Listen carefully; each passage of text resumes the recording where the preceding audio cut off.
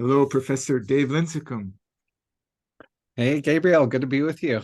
So happy that you're here with me. Thank you so much for taking some time to be on exploring the Quran and the Bible. I'm really excited. We were speaking about this before the recording, that we have this chat about Bible because the channel so far is heavily Quran, which is great, but it will be good to have some more chats on Bible. And I think the one that, at least as of now, early December 2022, the one recording on Bible is on Hebrew Bible, Old Testament. So we'll be chatting about the New Testament, which is terrific. So yeah, thanks for being here.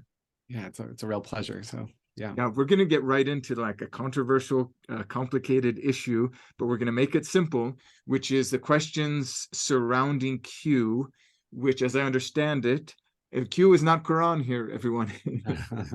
It was New Testament Q, a different Q.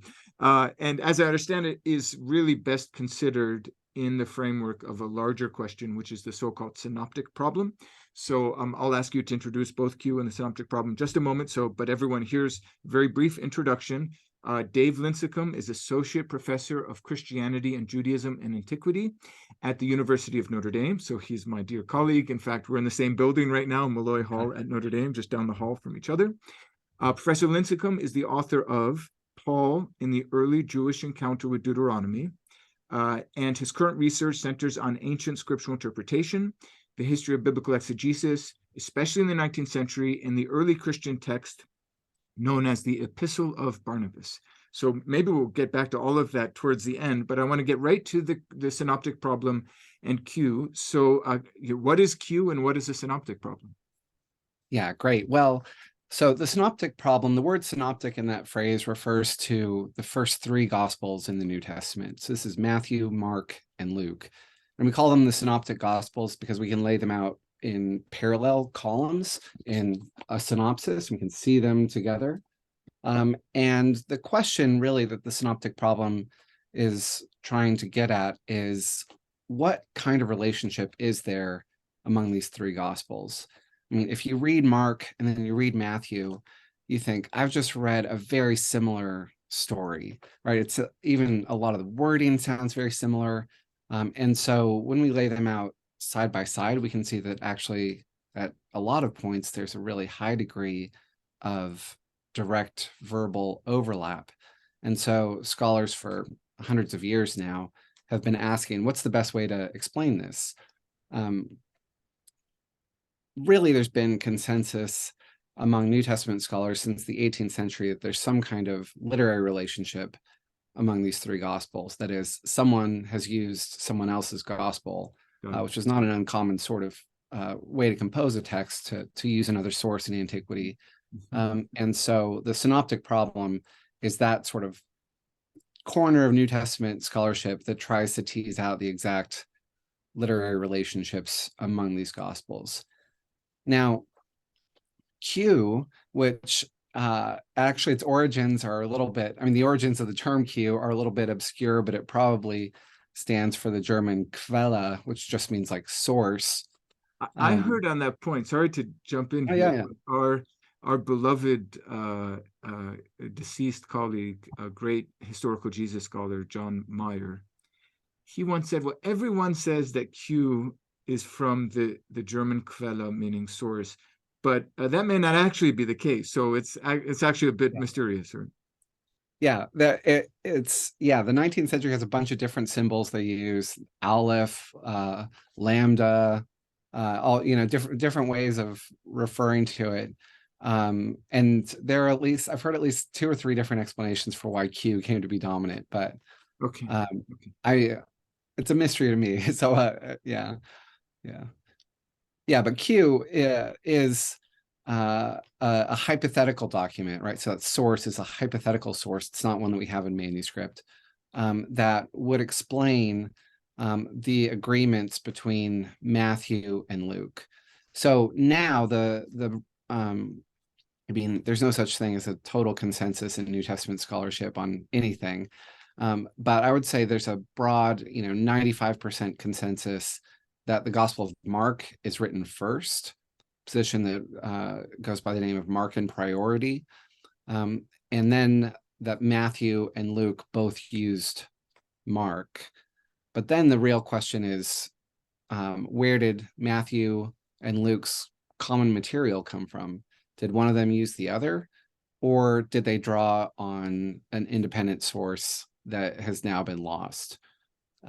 So if you think it's impossible to prove or to even make sense of Luke using Matthew, as is more normally the case, or sometimes Matthew losing Luke, if you think that's impossible, then you're going to say, actually, these agreements are better explained by common recourse to a hypothetical source.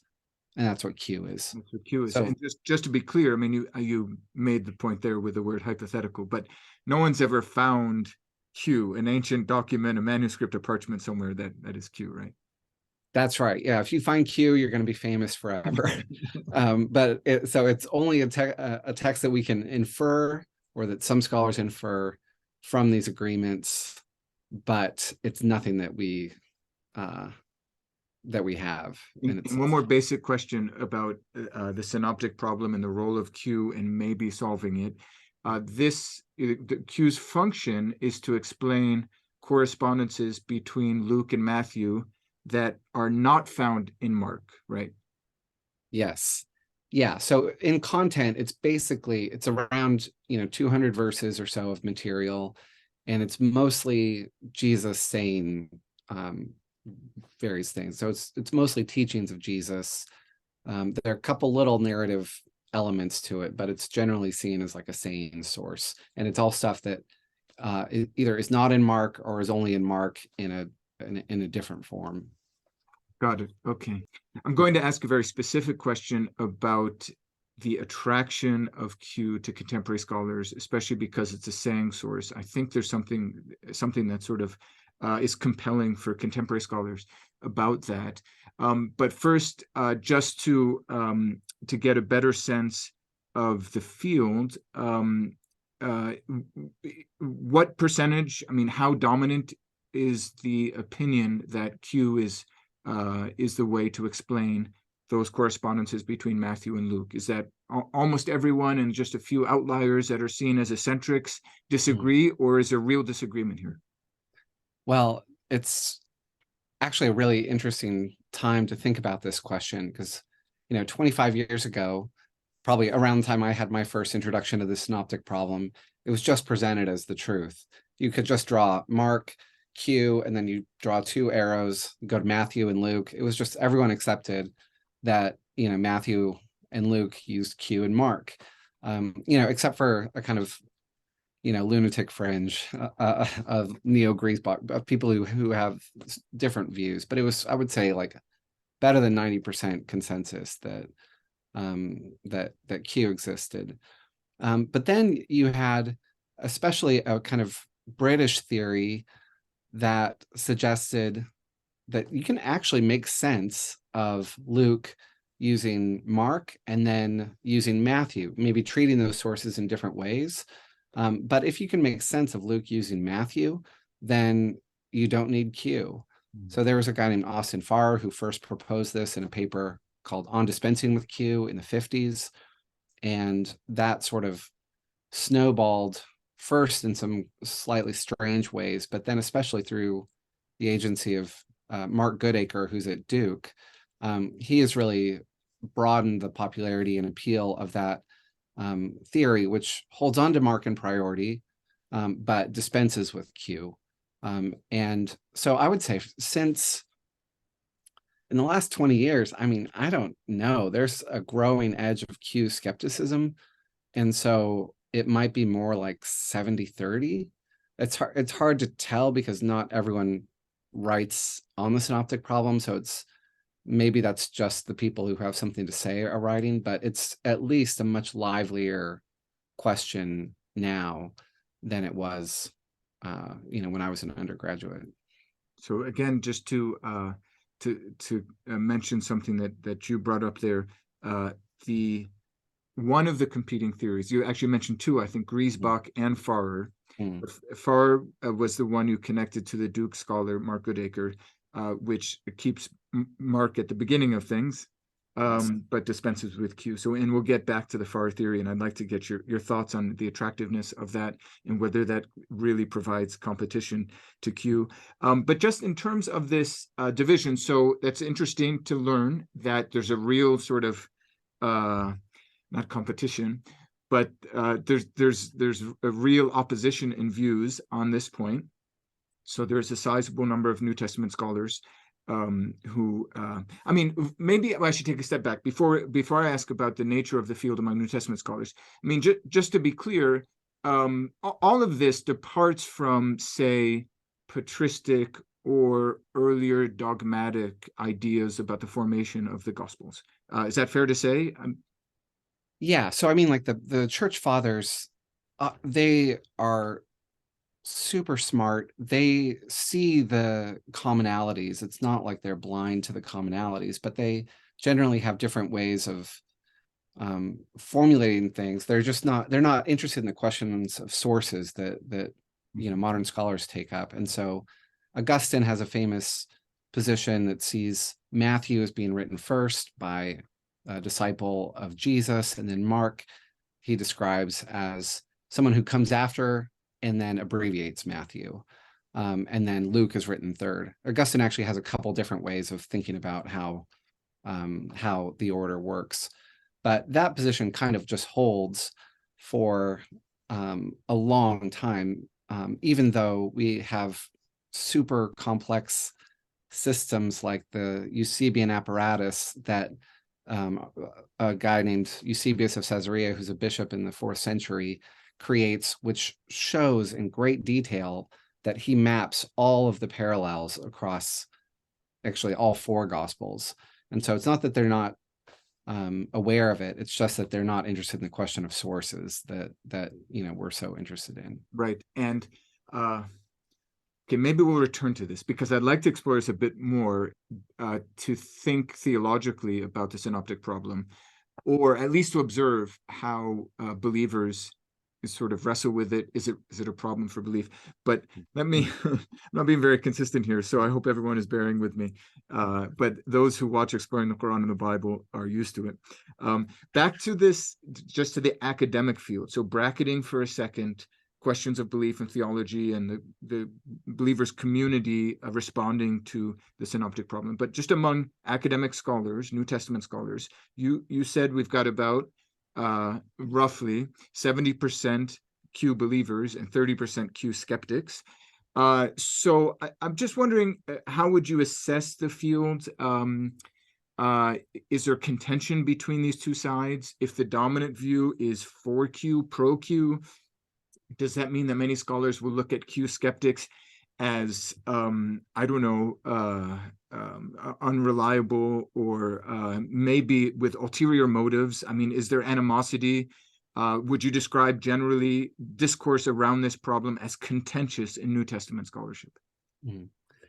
Yeah, that's a great question. I think there is real debate, but I would say at least what I've witnessed is much more actual exchange than pure heat. So there are some debates in New Testament scholarship that generate heat but not light, where people get very angry and sort of make ad hominem attacks. And it actually seems, and maybe this is because people like Mark Goodacre, who's been such a central figure, he's such a gentleman, he's such a kind person that he can, give credit to the insights of Q folks where he thinks they're cogent but demur from them in other cases. And that's maybe sort of set a tone. I mean, there have been some public debates about the synoptic problem. Chris Tuckett, who was a famous New Testament scholar in Oxford, debated Francis Watson, who's at Durham. And, that was certainly a sharp exchange, but I don't think it was, no one I think was calling the other's scholarly credentials into question just because no punches were thrown or landed. Yeah. As far as I know, everyone walked away unscathed. Great. Okay. Well, let's try to dive a little bit deeper into the actual question of the synoptic problem of relating Matthew, Mark, and Luke. Maybe just as an introduction to that further exploration, you mentioned that the synoptic problem sort of rests on a conviction that the relationship between these three gospels is best understood by literary dependence, which raises a question. Is there anyone would say that you don't need to think of literary dependence? You don't need to think of Matthew or Luke reading Mark or Proto-Mark and Q, but simply of an oral transmission of the early believers movement or Jesus movement that was received in different ways by different authors. Yeah, it's a great question, and it's one that really has been a constant question in the discussion. I mean, I think the first thing to say is that the Gospels, as we have them, are written in Greek, and we don't know if Jesus spoke Greek. I mean, he might have, as an artisan, had to deal with, foreigners, and so he spoke Greek. But we know that he spoke Aramaic, and so we assume that most of the teaching was initially in Aramaic, and then at some point there was a translation into Greek.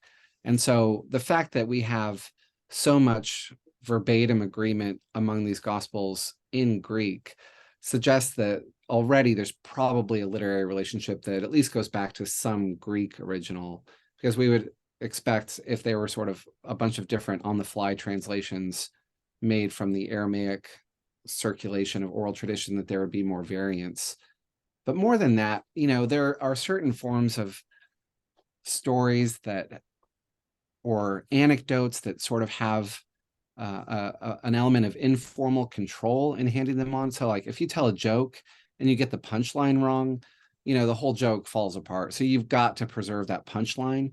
But the types of agreements we see if you sit down with a synopsis are often in very minute phrases. So prepositional phrases that don't have any bearing really on a story or on the meaning of a story, but they're retained verbatim. And there's some cases where we have agreement of up to a couple hundred words, sort of all the way through. And so, is it possible that there's a rigorous process of memorizing the Jesus tradition that the early disciples undergo and then teach to the next generation and then teach to the next generation, on analogy maybe to how the Mishnah was studied in a slightly later period? I mean, people have proposed this now and then. Birger Gerhardsen is probably the most famous scholar to have done this in the mid-20th century. But I think to most scholars, it looks like the kinds of agreements are so precise and so incidental that, or at least there are incidental agreements in minor wording, that it looks like a literary relationship is the easiest thing to explain this, even if we can't rule out the influence of oral tradition alongside that literary dependence. Right. Okay.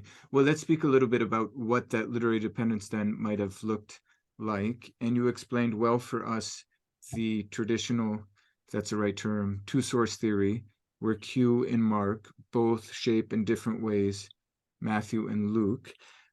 Someone can maybe imagine or just Google a little table or chart that would have arrows and things. So can you explain a little bit more the Farrer theory, what that looks like, and maybe its logic and appeal for people, that keeping Mark but getting rid of Q? Yeah, great. So the Farrer theory, again, is the view that Luke is written third of these three Gospels and uses his two sources, Mark and Matthew. I think the biggest appeal of that theory is the perceived simplicity of it.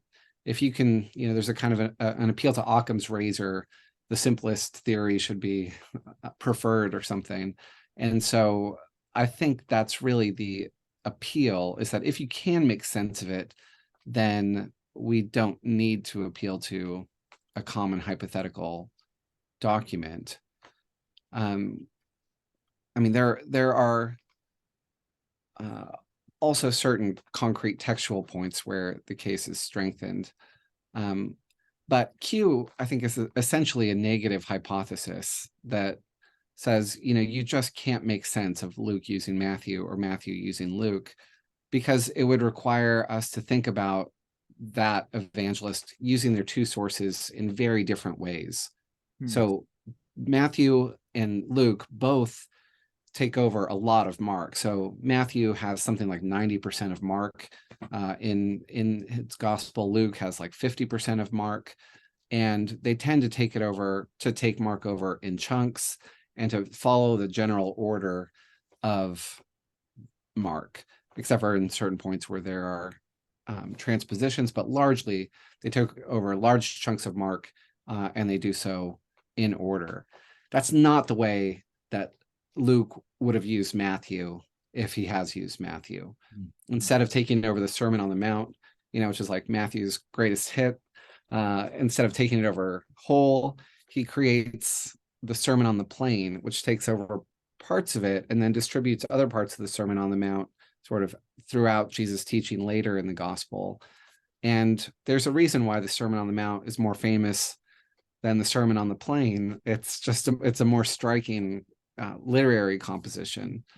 And so this is what people have pushed back against the Farrer theory, to say, to get Luke's order out of Mark and Matthew, you would have to unscramble an egg. I mean, you would have to have such a strange way of working with Matthew that would be just very different from how we see Mark being used by Luke.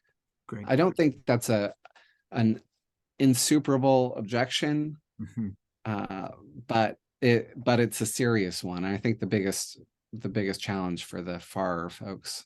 Okay. Before we move on to your maybe just sort of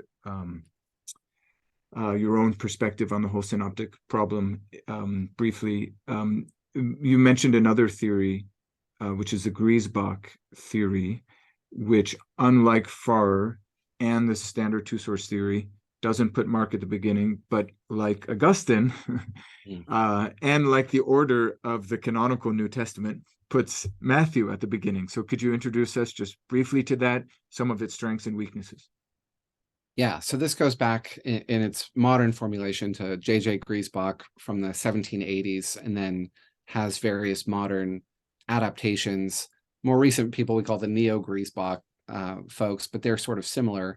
And they actually share with the Q and Farrer thesis the view that Mark is the middle term between Matthew and Luke, but a middle term can be first or it can be third, right? And so this view is that Matthew is written first, and then Luke is written second, and then Mark comes along and tries to take elements from both. He finds what's common and brings that into his account, but he writes a shorter, abbreviating account that draws on both Matthew and Luke. So, and the idea, or maybe the contention of someone who would follow that, and the general sense I get is this is still less popular than the Farrer theory, although you can correct me. But the idea is that why would it be that a later author would necessarily expand? A later author might condense. Yes.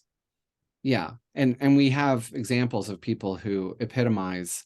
I mean, the book of 2 Maccabees presents itself as an epitome of a 5-volume history, which we don't have anymore. We don't have the 5-volume history, but we only have the epitome. And so we know that happens in antiquity. So the question is, could that be what this is? Okay, great. Okay, and then finally, putting you on the spot, what is the Professor Lincicum solution to the synoptic problem? To run and hide. I don't think the Griezbach view is very compelling, and so I rule that out there are a bunch of reasons, but really it's if you put Matthew and Mark and Luke side by side and work through a synopsis, it often looks like Matthew and Luke are trying to sort of improve on Mark rather than the other way around. And so the material that's in Mark that is not taken up in either Matthew and Luke. I mean, I think it works and makes very good sense in Mark, but it's material that could be open to misunderstanding, I think, and so Matthew and Luke don't include it. So, for example, there's an instance in Mark 8:22-26 where Jesus tries to heal a blind man once, and he does so by rubbing mud on his eyes. The first time, the blind man only has partial sight, so Jesus tries again. I think this has a very important literary function within Mark, but since Matthew and Luke don't take over the broader literary function, it looks like you're maybe offering a story about how Jesus didn't get it right the first time, or he wasn't powerful enough. And so I think it's easier to leave that out. Or another example, in Mark 14, there's a little mention of a naked young man who flees when Jesus is arrested. I mean, so exegetes and interpreters have puzzled over this forever, and Matthew and Luke don't take it up, either one of them. So those sorts of things, it's easier to think of Matthew and Luke reading that and saying, oh, well, maybe that's not going to be useful for my audience, rather than to think of Mark, reading Matthew and Luke and saying, what's missing here is Jesus not being able to heal right the first time, and a naked young man, and a few other little things like that.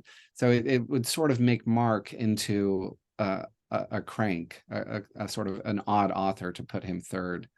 And so I would say 95% or more of current New Testament scholarship, I'm firmly on the side of Mark in priority, that Mark is written first, and then Matthew and Luke use Mark.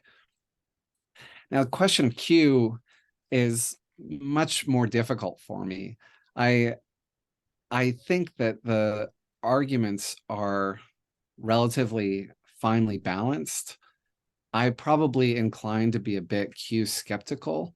And in part, I think that's because Q became an assumed hypothesis in the discipline of New Testament scholarship. So everyone knows that Q exists, and therefore it took on a kind of, like, it swelled, it became a Baroque hypothesis where people would then talk about the first redaction of Q, and then the second redaction of Q, and then they would craft from that the history of the Q community that explains those two redactions.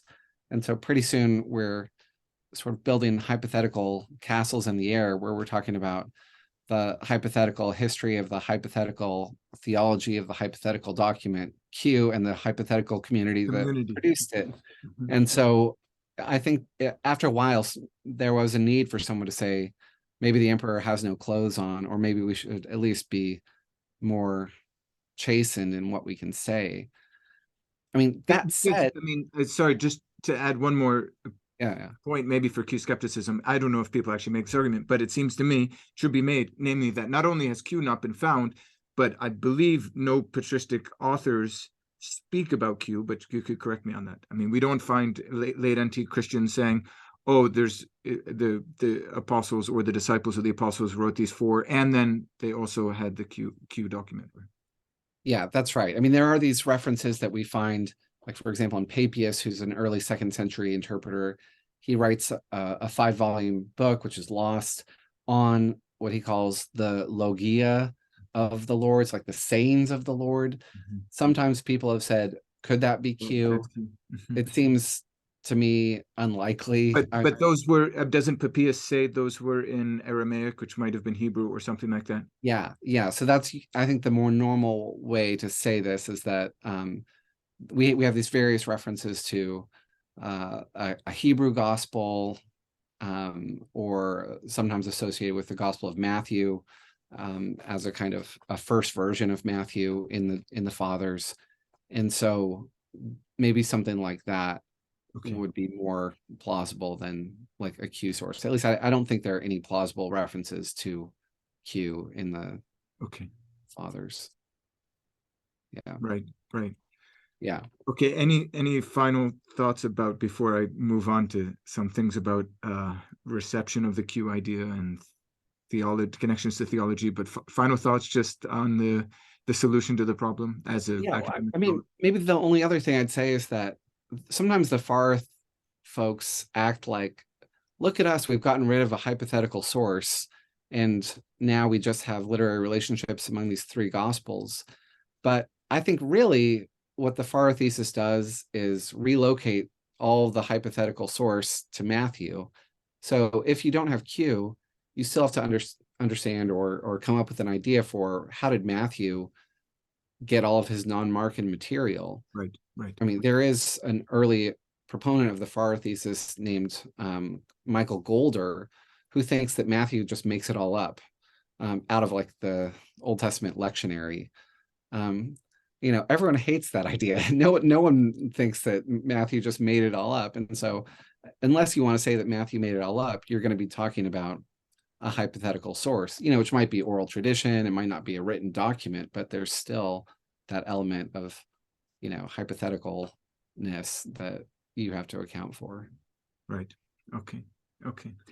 I've noticed here and there, and I sort of work just in the way that I work with Quran leads me now and then to encounter some article or some blog or something about New Testament scholarship. So I just have these I don't know, I feel like I have the smoke from some fire sort of comes over my direction. I get a whiff of it, but I'm really uncertain about these things. So, but I do have this general sense that there is an appeal of the idea of Q in contemporary scholarship. You said before that, so here's my theory, and then feel free to debunk it. And yeah, you said before that basically Matthew and Luke seem to improve, if that's the right term, Mark, so make Jesus look better, basically. So the thing, the vibe that I get sometimes is that Q is even more primitive than Mark, and therefore represents a more historical understanding of Jesus. Now, just to sort of add one more thing to confuse things further here, there's a really interesting book written by an excellent scholar named Mustafa Akyol, who's a Turkish scholar living, I believe, in Washington, D.C. It's on the Muslim Jesus, and he has a whole chapter on Quran and Q.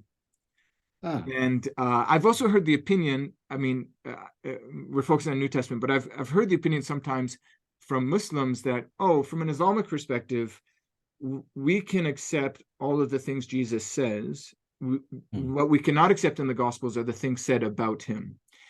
And so for Akyol, I believe, who, by the way, has appeared on Exploring the Quran and the Bible, so everyone go watch that interview. For Akyol, the appeal of Q is it gives us a potential Jesus who is consistent with the Islamic teaching in Jesus as a prophet, but not a divine son of God, not a redeemer, not a savior.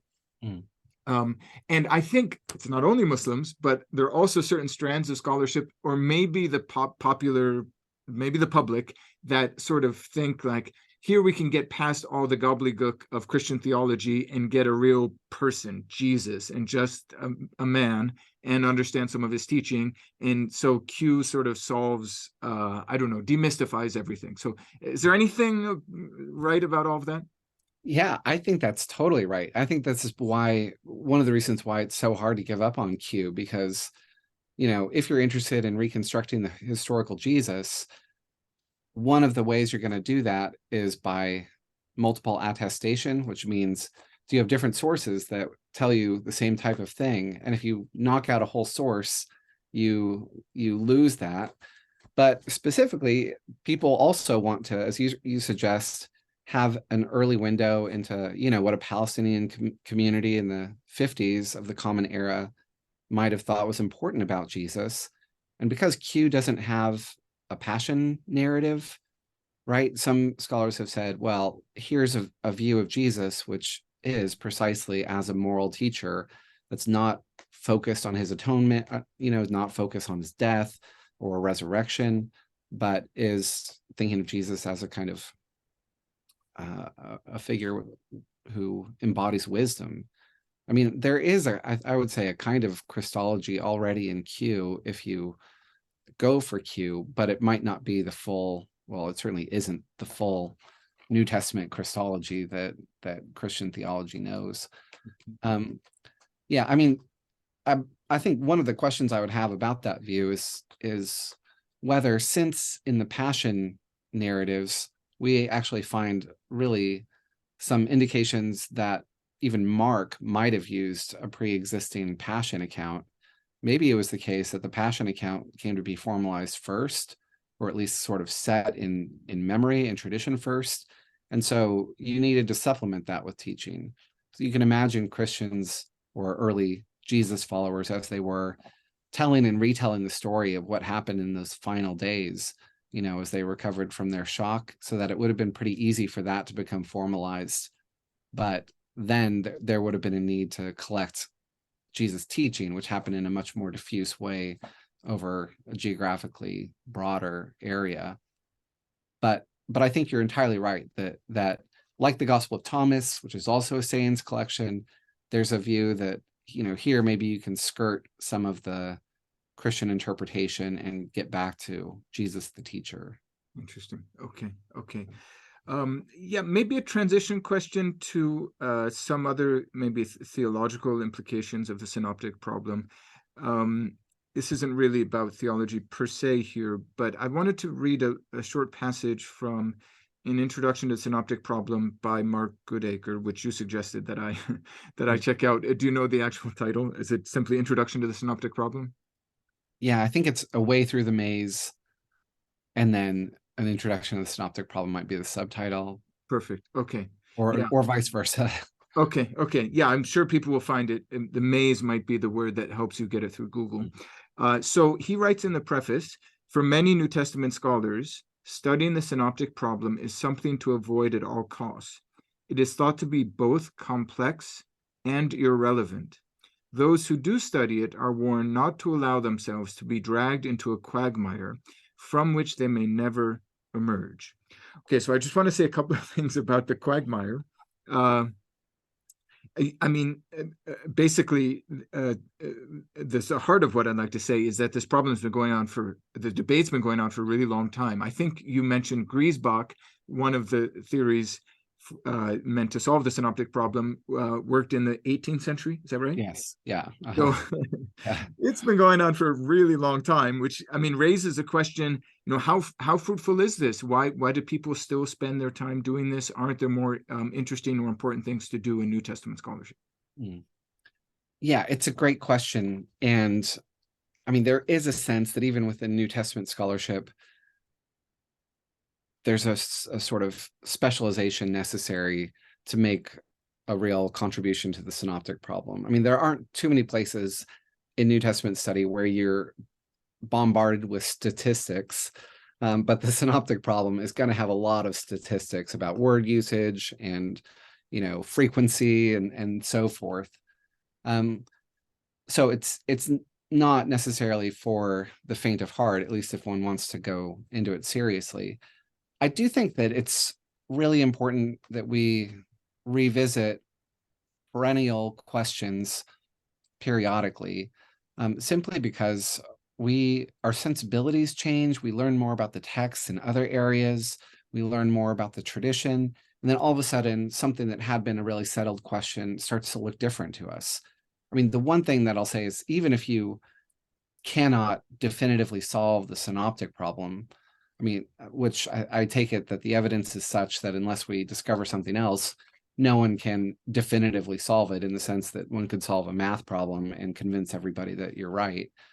You still learn so much about the text by doing that kind of close analysis. So it really helps you to focus on the text and to see what's distinctive about each gospel. I mean, I would say, speaking theologically, it's significant that the early church didn't go with figures like Tatian and just make a mega gospel, one gospel that smooths out all the differences. Yeah, could you explain that reference a bit, Tatian and the harmony of the gospels? Yeah, absolutely. So there was a guy named Tatian in the 2nd century who wrote I mean, he has an oration to the Greeks, but one of the things he was most known for was this project that came to be called the Diatessaron, which is like the 1 through 4. And what Tatian did seems to be like what modern gospel harmonies do, which are different from synopses, which is you sort of make one big story out of all 4 gospels. And so you have to decide, is this thing in Mark the same as this thing in Matthew? If so, we'll just tell it once. If they're different, we'll put them in twice, but your goal is to kind of minimize any sense of tension or contradiction and to just have one simplified story. So, I mean, it seems like a good idea, but everybody hates it, right? I mean, we can't even reconstruct it. We can reconstruct fragments of it. I mean, it has a little bit of a life, but it seems like from the 2nd century onward, there's a real significance and importance to the 4-fold nature of the gospel, that we have 4 gospels. So in addition to the synoptics, we have the Gospel of John also. And the church wants to preserve the distinctive witness of each one of those 4 gospels. And so I would say that studying the synoptic problem helps you grasp what is distinctive about Matthew, what's distinctive about Mark, what's distinctive about Luke. And that helps with the project of understanding the importance of the 4-foldness of the gospel in a way that is always going to be important. Great. Okay. So, and that ties in with my next question, which is about theological implications of the synoptic problem, but particular theories also that are meant to solve it. The 2-source, using Q theory or the FAR theory. Does your theology? Okay, let me ask this in 2 ways. And you can skip the first one because it may be unfair, but would you say that there are certain sorts of theologians who prefer the 2-source theory or prefer getting rid of Q and say the FAR theory? Are there certain theological dispositions which sort of lead people to flock to one side or the other? And you can ignore that if you don't want to make that sort of assessment of the field, which I would totally get. So maybe another way of posing the question is to say, are there different theological consequences when you see the formation of the synoptic gospels, either with Q or without Q? Yeah, those are very good questions. So I'm struggling actually when I think of the first question to know whether there are identifiable theological patterns among those who opt for Q or criticize Q and go for FAR. I mean, it might be that there's more theological interest in general on the part of the FAR folks, which might correspond to a desire to minimize hypothetical sources. Are there people who say that the idea of Q is sort of a conspiracy that secular anti-religious folks have devised to sort of undermine Christian foundations or something? Yeah, I think there is a real, especially among sort of, you might say, some rank and file churchgoers, it's surprising at first to think about a literary relationship among the Gospels at all, and especially one that might depend on a lost source. It sounds like, well, has the Christian church lost something that it should have preserved? If this was such an important source, then maybe it should have been in the Bible. And since it's not there, it sounds like you're suggesting there's a hole in the story of Christian origins. And that sounds worrisome, and understandably so for someone in the pew or it sounds like someone is trying to suggest that the real truth about Jesus is outside of the Bible somewhere. Maybe this is in the Gospel of Thomas, maybe it's in Q, but it's not what the church remembers as. So wouldn't that make, again, you can skip this question because I'm sort of putting you on the spot and I don't have any agenda here, it's just curiosity here, but wouldn't that make Protestant theologians or Bible scholars more Q skeptical because of the idea of sola scriptura? Yeah, so I think especially lower church Protestant scholars who don't have much place for tradition Okay. could well So be. maybe that was a caricature to. No. Well, I think it's totally. I think you're right in that instinct to say it's if you're a kind of, Bible only, or the Bible settles it sort of Protestant. So I'm a Protestant, but I would say we have in the Reformed tradition more scope for tradition, or at least the version of the Reformed tradition that I come from. But there are lots of forms of Protestantism where it's like, well, if you can show this from the Bible, then that settles it, or show that it's not in the Bible, that settles it. And yeah, then it's much more worrisome because it's a high stakes game, and the existence or non-existence of Q might matter very much. Okay, that's really helpful nuance to my sort of barbaric question there. Okay, thank you for putting up with me. I just want to ask maybe one or two sort of random questions, not directly connected to the synoptic problem, but since we have you here, I want to get your opinion on them. I was going to ask about John, but I think let's keep John to the side for now, and maybe if we can get you back, we'll dedicate, because really that needs an extended conversation to speak about the fourth gospel. But you did allude to, okay, when we're speaking about Papias and the tradition attributed to him, quoted by someone, Eusebius, I forget, that he mentioned an early version of Matthew with Logia. And then there was the idea that a proto-Matthew could have been in Hebrew or Aramaic. Yeah, I just want to get your general opinion of that. I sometimes dabble in the world of Syriac studies, and there's a whole sort of current in Syriac studies that insists on an Aramaic gospel that predates the Greek gospels. So anyway, what do you think about that? Is there any possibility that there were Hebrew or Aramaic documents before the Greek gospels? Yeah, that's a great question, and I think we have to say there must be a possibility that there were Hebrew or Aramaic documents.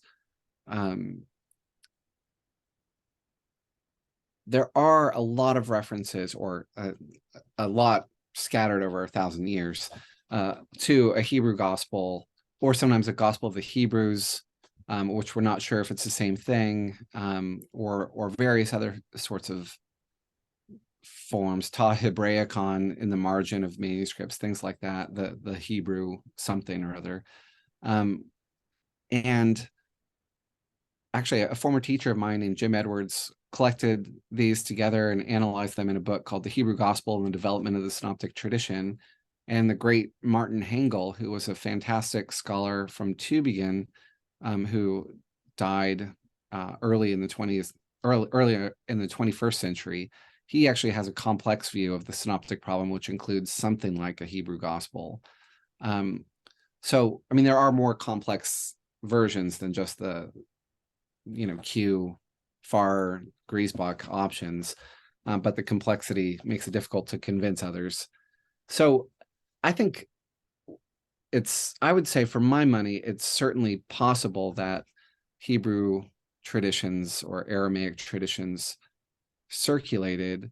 I'm not convinced that those references to the Hebrew gospel are always to a text that's written. Sometimes I think they might just be referring to Matthew, because Matthew, as a more Jewish sounding gospel than Mark, though it's not impossible that Matthew has a sort of substratum that first existed in Aramaic.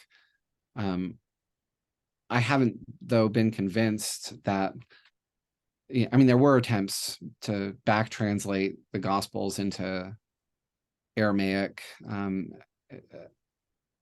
by, phenomenally learned scholars, but I don't think they've held the field. It might just be because New Testament scholars now don't know Aramaic as well as New Testament scholars used to. But yeah, so That I would sounds say like a wild project. I mean, to try to detect Semitic turns of phrase or something in the Greek and imagine what an Aramaic original would have looked like. And that's no easy feat. yeah, I mean, the people who did it are really like phenomenal sorts of scholars. You just think these people couldn't really exist anymore today. But yeah, Also but I think seems a bit speculative, at least to put it yes, mildly. it's absolutely speculative. So we obviously we have some Aramaic words that are preserved in the New Right, Testament, right. but the more you see the evangelists as people who are proclaiming Jesus and not just sort of empty containers for Jesus tradition, the trickier it is to think that they're highly invested in preserving the very like the most literal form of the sayings, which is sort of what you would need to be able to back translate. And so um yeah. That's very interesting, and it gives me an idea for a future conversation Uh, about just the nature of the Gospels from a literary perspective. And mm. yeah, I'd love to hear your thoughts on that. But I think we should probably move towards an end. I wanted to ask you a little bit about your own work and what you're up to. If that's okay, is it okay if we move to that? Or Yeah, okay. absolutely. So yeah, I mean, before I ask you about your current research, how did you get interested in New Testament studies? I don't know how much time you spend thinking about the synoptic problem, but in as much as you've already been very eloquent, so you've obviously thought about it somewhat. Yeah. So how did you get interested in New Testament studies and the synoptic problem?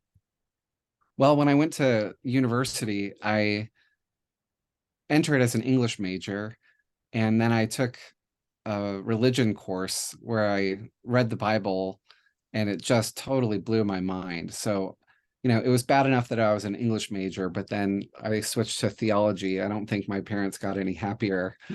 But from that time on, I mean, I was just really taken by the what Karl Barth once called the strange new world of the Bible. And I would say I was an academic late bloomer. So it took me a few years before I thought in terms of this is going to translate into the academic study of the New Testament for me. But it was really just loving scripture that pulled me in, and being so fascinated by all the different elements that we find in the Bible. So I guess it's related to how I got onto the synoptic problem. I mean, in some ways, okay, you have to encounter the synoptic problem, whatever you do in New Testament scholarship. But I ended up going to Oxford to study and then to work a little bit. And there's a very strong connection to Oxford with, at least with the Q theory and the Farrer thesis. And so I think just being there, knowing that Farrer had given this talk in Oxford, Michael Golder, Mark Goodacre were all in Oxford on the kind of Farrer side. On the Q side, probably the book in the 20th century that did the most to promote that was B.H. Streeter's The Four Gospels. And Streeter was also in Oxford.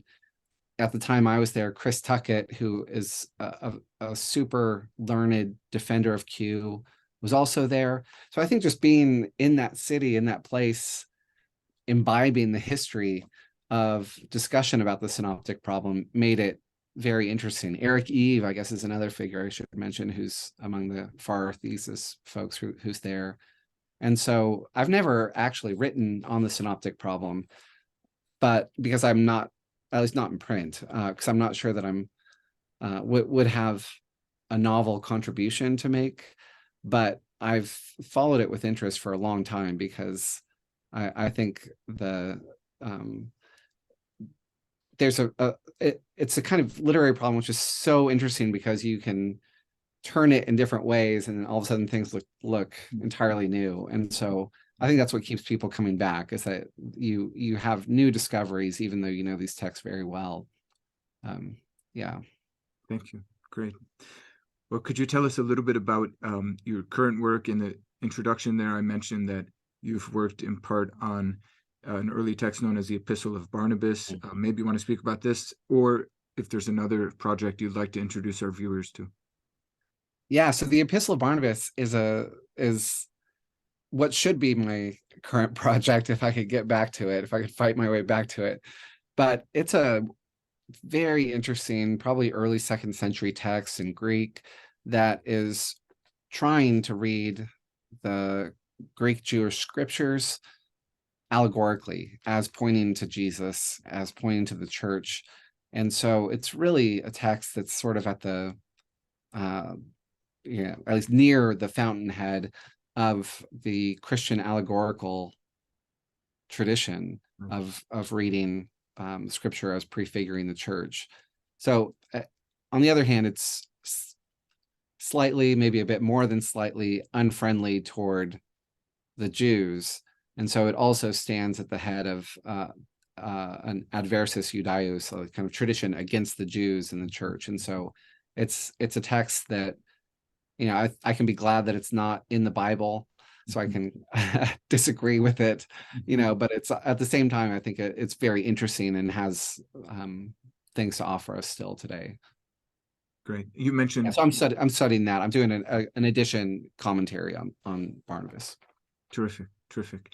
And if people want to learn more about your work, I don't know if you have a place online where some of your work can be found, or if there's ways to stay in touch with it or stay in touch with you. How should they do it?